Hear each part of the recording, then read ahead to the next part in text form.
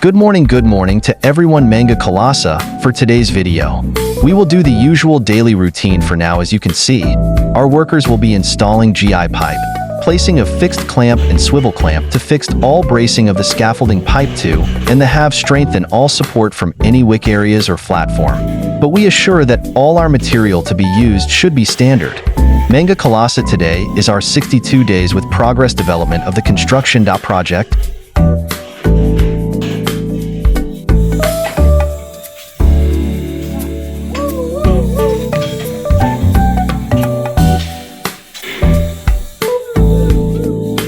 Manga Kalasa, please watch until the end of my video for today, and I will updating you for more videos on our projects.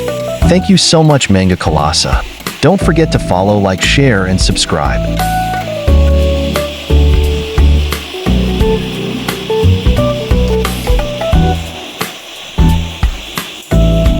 As we can see, some of our workers for now they're preparing and cutting out all phenolic boards and make formwork to use sidings and runners for our beam at the second floor beam at column. Just look at the structure we've been making. They installed the siding formworks for beam in 1/3 upper part of our column.